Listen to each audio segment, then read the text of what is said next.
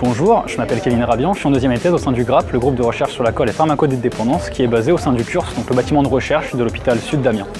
Globalement, ce qu'on y fait, c'est qu'on s'intéresse aux effets que l'alcool peut avoir à la fois sur le cerveau ou sur le foie, donc notamment un aspect comportemental avec le développement de modèles animaux ou alors sur un aspect plutôt clinique vu qu'on a accès à l'hôpital juste à côté.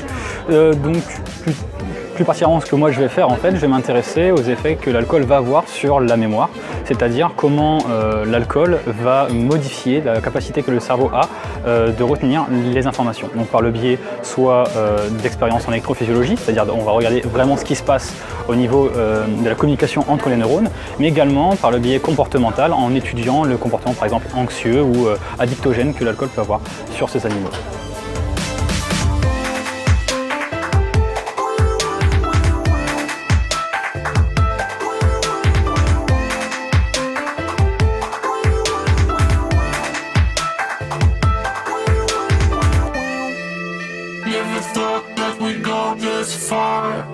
Don't stop now. Reaching for a distant star. Don't stop now. Isn't it strange how we're safe and home? Together counting days until the second come. If you're gonna make a change, you have to let me know. Donc bonjour, je m'appelle Alison Vanless. Je suis en troisième année de doctorat au laboratoire de physiologie cellulaire et moléculaire basé à l'UFR de Sciences à Amiens.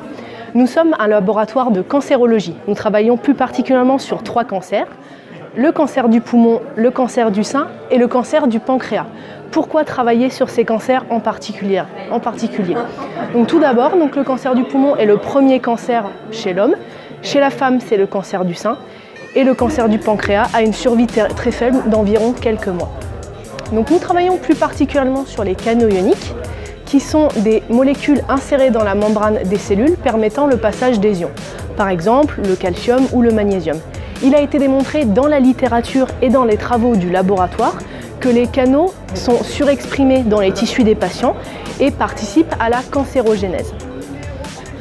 Les objectifs du laboratoire sont donc de comprendre les mécanismes de cancérogénèse qui impliquent les canaux ioniques pour, in fine, améliorer le dépistage en découvrant de nouveaux biomarqueurs et également améliorer les traitements des patients.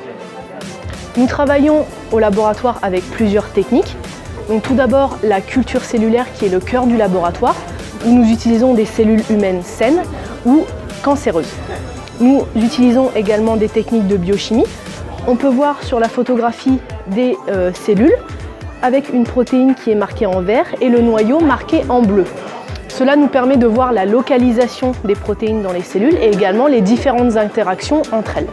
Nous étudions également l'ADN et l'expression des gènes par des techniques de biologie moléculaire et également nous faisons des techniques d'électrophysiologie qui permettent d'étudier le passage des ions à travers les canaux. C'est une technique très particulière qu'un nombre limité de laboratoires en France sont capables de maîtriser. Donc si vous voulez venir faire un stage au laboratoire, n'hésitez pas. Vous avez les contacts ici, donc la directrice du laboratoire, le professeur Halima Ouadid Aïdouche, et également le directeur adjoint, le professeur Mathieu Gauthier. Au plaisir de vous revoir au laboratoire. Au revoir.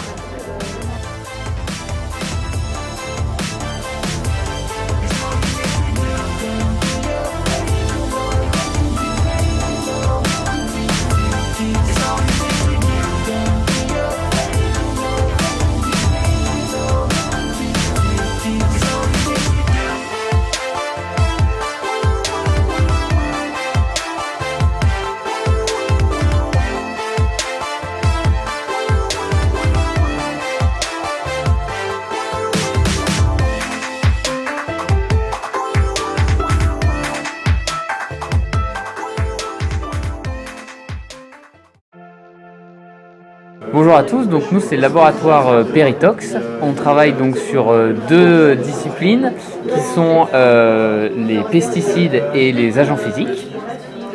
Nos recherches se font selon 2 modèles cliniques chez le nouveau-né prématuré et préclinique in vivo et in vitro.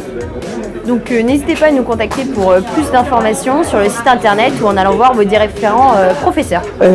Bonjour, en fait moi c'est Armelle Locosso, je suis dans le laboratoire Chimère qui en fait constitue une grosse équipe qui a fusionné avec plusieurs autres laboratoires, donc plusieurs autres sous-équipes. Et nous en fait je travaille avec Olivier Balédon qui s'intéresse à l'axe physiologie et physiopathologie des écoulements du sang et du liquide cérébrospinal. Lui à côté c'est mon collègue Léo qui travaille plutôt sur la vascularisation de la face et il y a une thématique de reconstruction des vaisseaux de la face pour pouvoir alimenter un greffon et aider le chirurgien à poser ce greffon au bon endroit et à savoir quelle quantité de débit l'alimente réellement. Moi, plutôt, je travaille donc sur tout ce qui est hydrocéphalie ou dans les problématiques de pression intracrânienne et donc je vais être amenée à regarder avec l'IRM s'il y a de nouveaux paramètres qui puissent se mettre ensemble pour obtenir en fait pour le neurochirurgien le meilleur paramètre qui pourrait orienter les patients vers une dérivation ou non. Donc c'est un peu ce qu'on fait dans le laboratoire, mais il y a d'autres également qui s'intéressent à la spectroscopie par résonance magnétique. Dans les cas de glioblastome, il y a d'autres axes de recherche sur l'œil, sur la face, donc la face que je viens de dire déjà, et l'activation cérébrale également. Donc on n'est pas limité, on fait un peu de tout. Des mathématiciens peuvent nous contacter, des physiciens, des physiopathologistes, des médecins. Donc on est ouvert et vous pouvez venir, on est disponible. Merci.